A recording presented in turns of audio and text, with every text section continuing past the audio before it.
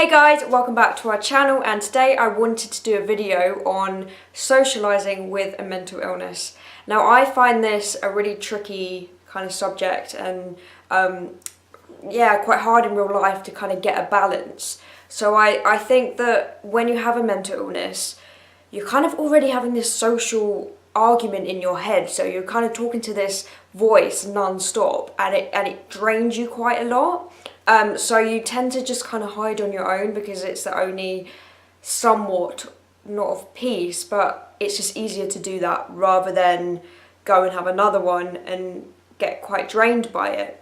However, I do think socialising does massively help with recovery and managing your mental illness, but done in the right way, sort of thing. So I was talking to a young girl and she said that she finds it, and I used to find it really hard, she wants to see people, but not for hours and hours on end, maybe just meet for a coffee or even half an hour. And I think that's brilliant because you feel so much better after. It hasn't completely drained your head. You've seen your friend, you feel quite good about yourself, you've had good conversation, etc. most of the time.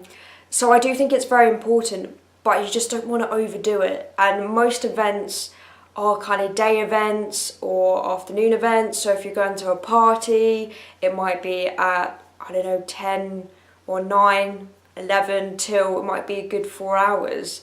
Or if you're going, cinema's not too bad because you can sit and watch the film and not chat too much. You can kind of just be in your own little bubble. But yeah, if your friend's like, do you want to go away on holiday, or do you want to go away for the weekend, or you know, do you want to spend an afternoon doing this? Again, it's different for everyone, but I definitely found day things too much. I just was completely drained and I couldn't focus. I was concentrating on too many different things, and especially if it was around food, I'd find that really difficult. And also if it's a one-to-one, I come across quite confident, but I'm actually not that confident. If it's a one-to-one, I find if I'm having like lunch or something, and I'm the only person talking and then there's all this food around, and if something happens that kind of triggers the OCD, I'm trying to battle that while having a conversation with the person I'm with, and it's a pressure to keep that going, especially if they don't know, if they're not familiar with what's gone wrong. If I'm with my sister, I can just say, oh, you know, that's just happened, let me just work out or something. Whereas if I'm with someone that doesn't know, I look a bit just rude or a bit vacant. So I like to meet up in groups, or even a 3, or take someone with me, or things like that, just so I can kind of sit back for a bit. And I think maybe a few people like this that don't have mental illness as well, maybe they find a one-to-one quite intense. Some people love it, some people hate it, some people are mutual, but I definitely find going out with 3 or 4 is a lot easier, because then you can just sit back and it's less pressure and less kind of intense in your head.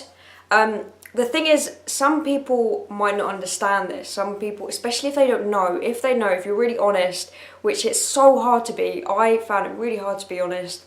I know an ex-boyfriend I had, I honestly, I was making all these things up. I was like, oh yeah, I've got a client, I've got meeting my friend, I'm doing this, I'm doing that, all bizarre situations. Oh, it's not bizarre, but I did make up some random ones. Just to get out of the situation, I had to, just think of things to get me out so I could only be there for a certain amount of time. Luckily, my boyfriend now is amazing. If I'm like, this is too much, then he's completely fine. He gets it. If I just come for an hour, he gets it. We have been on holiday with each other, but he again gets it. But he's quite quiet too, so we kind of feed off each other, which is good. So yeah, what to do, what to say. If you can be honest, that's the best thing, because then you can just be like, most people are fine with it. Most people don't really mind that much. If you're like, oh, you know, if they're going bowling and then going for drinks, if you're like, you know, I might just come for the bowling, give the drinks a miss, or just come for the drinks and give the bowling a miss, or I might just pop down for an hour. If they're going for lunch and shopping, either join them for lunch or join them for the shopping after. Most people are fine with it. Most people, it's something probably that you're conscious of, so you overthink it, which is what I do. Whereas if you're just honest, if they're good friends and good people, then they will get it. However, if you don't feel comfortable kind of just saying, you know, I find it too much, I don't think a white lie goes amiss. But you don't want to get carried away like I did. I was making up situations that weren't even in my life, that was a whole different life. So maybe just, I know the young girl that I met maybe has an appointment to go to or something. I used to use that one too. My legs were falling off, my arms were falling off. No, I'm joking. But I would just be like, oh, it's just an appointment for my medication or my pill. Oh, I need to take my pill. Something like that isn't a bad thing. If it means you're getting out there and you're going, if it means you're not going or going, then I would definitely go with the go. Even if it's for half an hour. I mean, I went for a walk with my friend. My friend's cool anyway, but I went for a walk with my friend for about half an hour the other day. Haven't seen her in like months. And it was so nice, and it was so there was not any pressure. There wasn't anything that I was going to find difficult.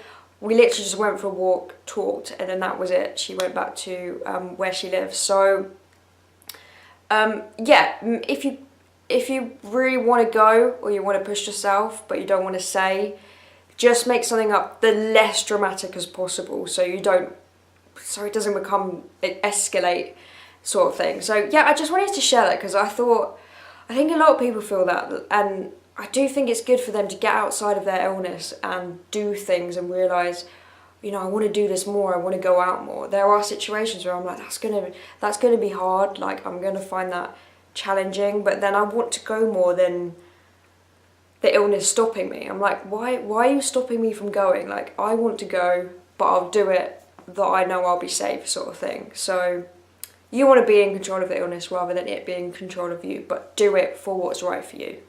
I hope that made sense. I hope I didn't mumble too much on whatnot. So yeah, I will see you in the next video. Bye!